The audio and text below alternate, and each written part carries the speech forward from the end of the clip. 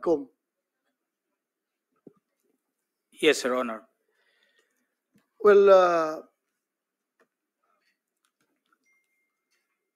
pwede mong i-share kung anong gusto mong i-share dito sa committee na ito?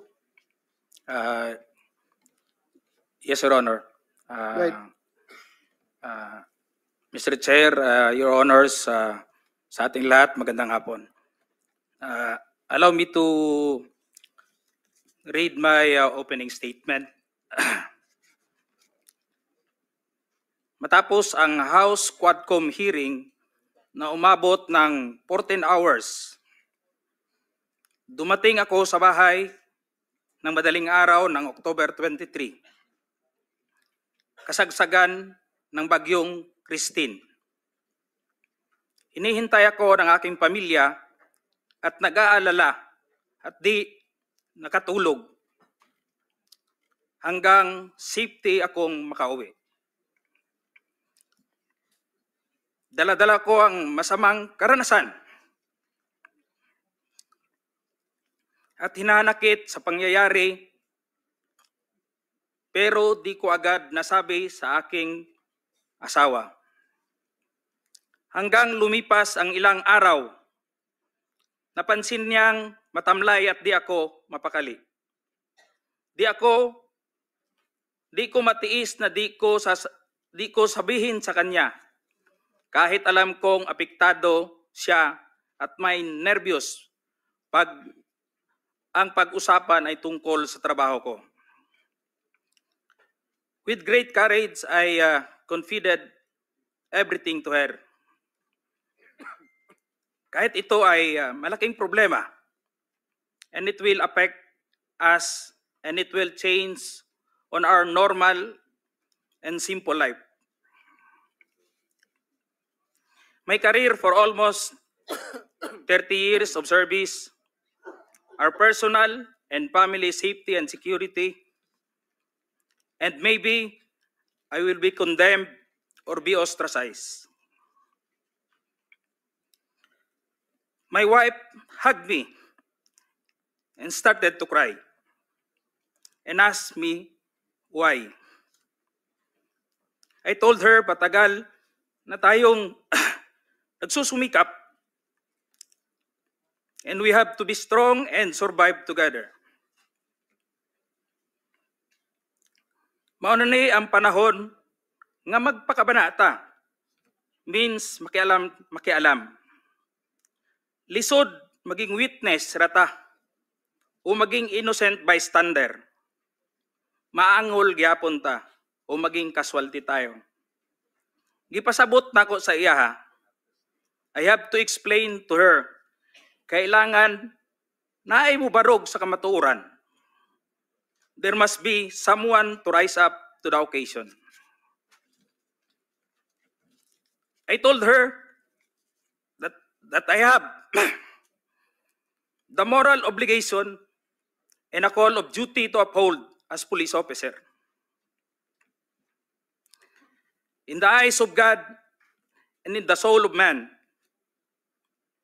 I have to say this, even God was betrayed 3 times. But this time, I have to say this, I don't want to betray our beloved country, our fellow Filipinos, and to God Almighty. I don't want to discredit the men and women of the Philippine National Police, the institution where I belong. I don't want to destroy my beloved alma mater, the Philippine National Police Academy, who molded me with moral values to speak for the truth that I owe, and it's time to give it back, the honor and respect. Your Honor, allow me to read my affidavit. Right. Sige. David, Yes, Your Honor. sige, also submit a copy to us. Sige, Yes, Your sige. Honor. Mahaba po yan? Ilang pages pa yan? Saglit lang ho, Your Sige, Honor. go ahead. Allow me to read, Your Honors, my affidavit. I, Police Colonel Hector U. Grijaldo, third level officer, presently assigned at Personal Holding Administrative Unit, Camp Crame, Quezon City, after duly sworn to, under oath and in accordance with law, to hereby depose and states that I have been dedicated to public service for almost 30 years, and since I took my oath as cadet on June 1, 1995. On October 16, 2024, I was again invited as a resource person in the 9th Joint Public Hearing of Committees on Dangerous Drug, Public Order, Safety and Human Rights, and Public Accounts of the House of Representatives scheduled on October 22, 2024 at 9:30 a.m. I, together with other invited PNP personnel, attended said joint hearing in the House of Representatives. After I answered questions related to extrajudicial killings and the reward system, I was approached by a security personnel while I was seated in one of the witnesses during the hearing. The said person told me that I was summoned by Congressman Dan Fernandez. I went out of the room with the security personnel. When we were outside, he told me to go to the left corridor and proceed straight to the end room. While walking, I saw other witnesses who were standing in the corridor, including my classmate, Major Portalesa and Captain Anova, who was wearing a PNP uniform, and the latter acknowledged me by saluting. When I entered the room, I saw two lawyers of Police Colonel Garma standing inside the room. One of the lawyers approached me and then asked me what we are going to talk about. I said I do not know. After a while, Kong Dan Fernandez entered the room and he asked me to sit beside him on his right side. And then Kong Abante entered the room, sat far end of the chair on the right. One of the lawyers of Police Karma stood near at my back. Kong Dan Fernandez put the paper he was holding on the table and told me, "Ito ang sasabihin mong statement na ito," while pointing on the paragraph on the paper. Ito ang supplemental affidavit ni Colonel Garma. Sabihin mo, alam mo ang reward system.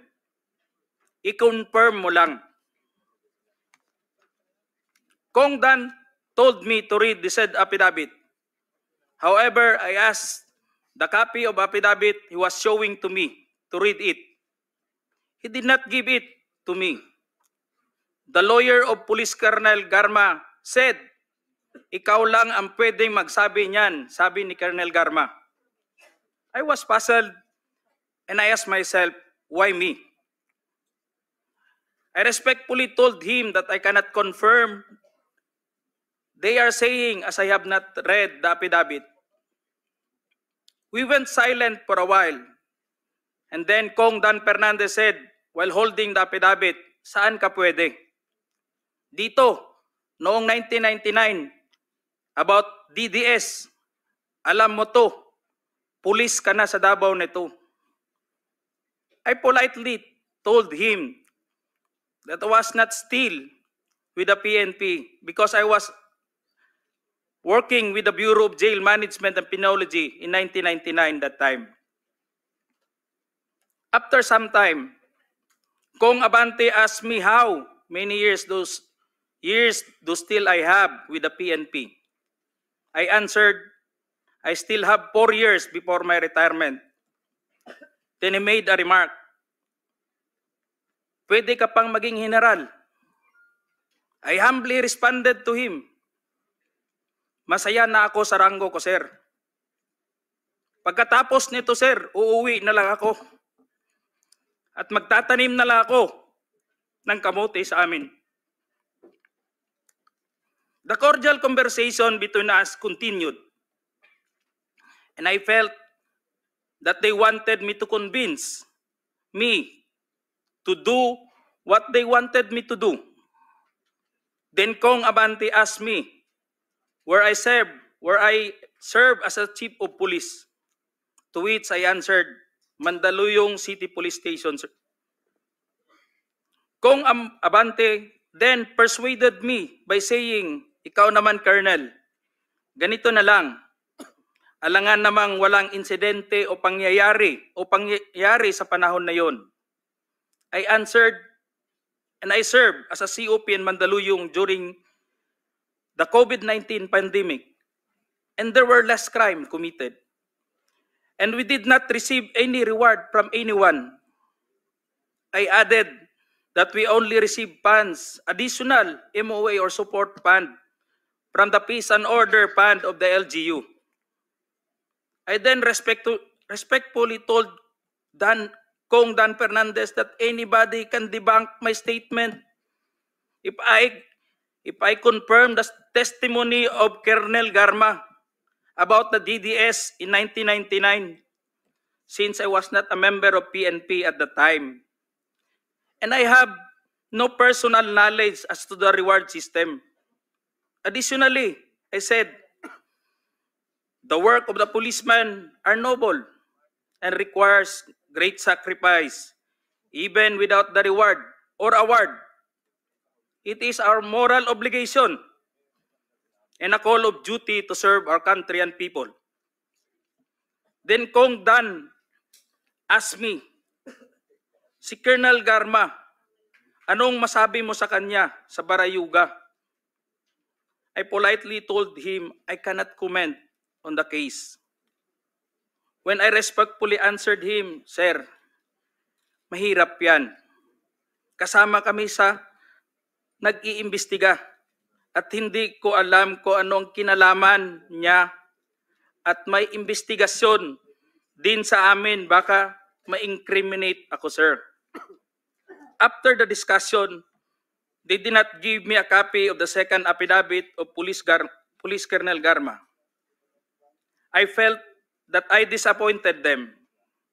Kong Dan Fernandez and Kong Abante left the room, while I and the two lawyers of Police Colonel Garma stayed in the room for a while. I presume that they are about to present the second affidavit of Police Colonel Garma. I asked the two lawyers of Police Colonel Garma why they have chosen me.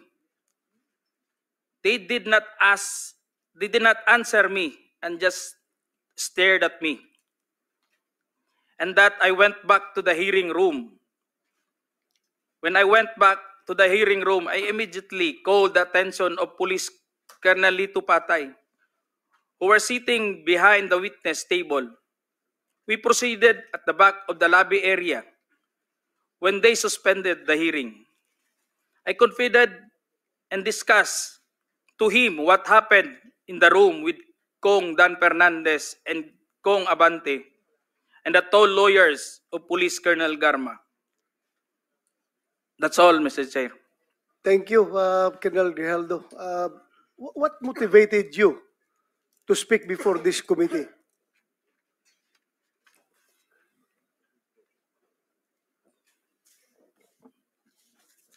The time, Your Honor, I was insulted and it is very offensive. And I think it is inappropriate for anyone to act like that. Meaning, you feel that you are being coached to make that statement? Yes, Your Honor. I feel I'll be corrupted to make that statement, Your Honor.